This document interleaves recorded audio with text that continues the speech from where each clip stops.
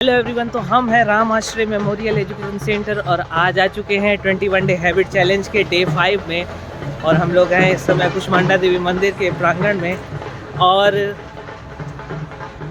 कल का वीडियो बहुत सबने पसंद किया, तो आज के वीडियो का टॉपिक है हेल्थ। यहाँ पर कोई कार्यक्रम चल रहा है, तो देवी जी के मंदिर में तो ऐसे कार्यक्रम होते रहते हैं। तो आज के वीडियो का टॉपिक है हेल्थ।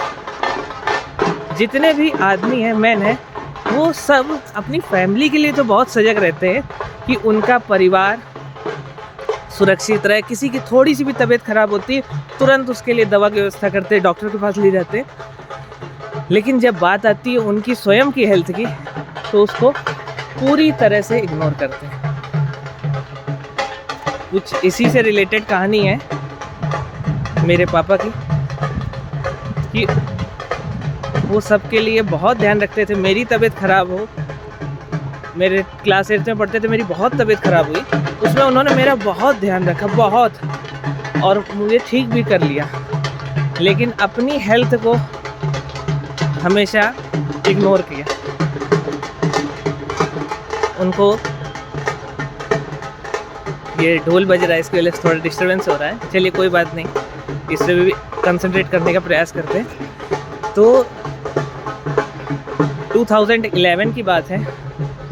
मेरे पापा को दांत में ऊपर थोड़ी सी सूजन थी, और सूजन की वजह से उनको थोड़ा सा दर्द हो रहा था।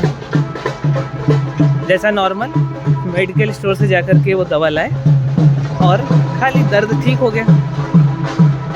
उसके बाद थोड़ा बहुत दर्द तो हम लोग ध्यान ही नहीं देते इतना, और उसको इग्नोर कर दिया। और उसके बाद काफ़ी दिन हो गए, 3-4 महीने बाद वो सूजन और बढ़ चुकी थी और बड़ी हो गई थी, और काफ़ी बड़ा रूप ले लिया था। तो ज़्यादा उस पर भी नहीं ध्यान दिया, और उसको सरकारी अस्पताल में दिखाया जा करके, और सरकारी अस्पताल में दिखा करके दवा लाए। उससे कोई फ़ायदा नहीं हुआ। तो उसके बाद तब थोड़ी टेंशन शुरू हुई कि ये सूजन जा क्यों नहीं रही, 3-4 महीने के बाद। और जब ऐसा हो गया तो डॉक्टर के पास गए, कई डॉक्टरों को दिखाया। तो उसके बाद डॉक्टर ने जो कहा कि ये ट्यूमर का साइन लग रहा है और आपको इसे चेक कराना चाहिए। तो उस टाइम कानपुर में इतना चेकिंग का नहीं था, तो पापा मेरे गए ताऊ जी के साथ मुंबई, और मुंबई में उन्होंने टाटा मेमोरियल हॉस्पिटल में अपनी जांच कराई। वहाँ पर 2 चेकअप कराए, 2 बार जांच कराई। जब दोनों जांच में कुछ नहीं निकला, डॉक्टर ने कहा 1 बार और करा लीजिए।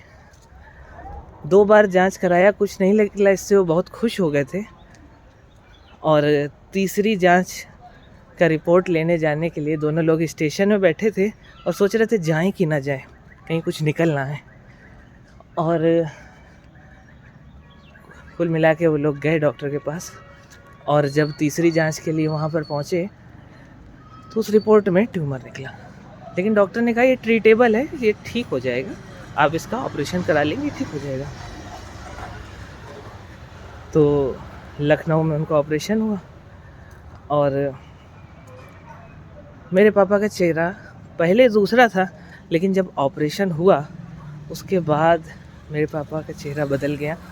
बहुत उनको पीड़ा, बहुत तकलीफ़, बहुत दर्द, बहुत कष्ट। इतने कष्ट में हमने अपने पापा को कभी रोते हुए नहीं देखा था। किसी ने भी अपने पापा को रोते हुए नहीं देखा होगा, लेकिन जब उनको आप अपनी आँखों के आगे रोता हुआ देखते हैं तो आपका गुरूर टूट जाता है कि अरे, जिसे हम सबसे ज़्यादा स्ट्रॉन्ग समझते थे वो रो रहे हैं। मेरा ऐसा था कि अगर कोई बात होती है हम पापा से कह देंगे, शिकायत कर देंगे अपने पापा से, तो ये रहता था। लेकिन जब हमने उनको रोते हुए देखा तो हमें दुनिया की हकीकत समझ में आई कि कुछ भी स्थिर है नहीं। और मेरे पापा इतने कमज़ोर पड़ते हुए हमें बहुत तकलीफ़ हो रही थी उस चीज़ को देखते हुए। और उसके बाद वो ऑपरेशन होके आए, फिर उसके बाद थोड़े 3-4 साल तक वो हम लोगों के साथ रहे, और उसके बाद उसी जगह पर दोबारा से कैंसर बन गया। तो ये कहानी हम ज़्यादा बताना नहीं चाहते डिटेल में, क्योंकि बहुत ही तकलीफ़ होती है हमें बताते हुए, लेकिन बात बस इतनी सी बताना चाहते हैं कि हम सब लोग जितने भी मैन हैं, जितने भी आदमी हैं, अपने लिए अपना ध्यान ना रखें, अपनी फैमिली के लिए, अपने परिवार के लिए अपना ध्यान रखें, क्योंकि हमारे बाद जो अकेले पड़ जाते हैं वो हमारे फैमिली मेम्बर्स, हमारे परिवार वाले होते हैं। तो उनके लिए अपनी हेल्थ को संभाल कर रखें, अपने आप का ध्यान रखें। बस इतना ही कहना था, और इस सीरीज़ को ऐसे ही प्यार देते रहिए, और थैंक यू। सब लोग अपना ध्यान रखें। माता रानी सब पर कृपा करें। धन्यवाद।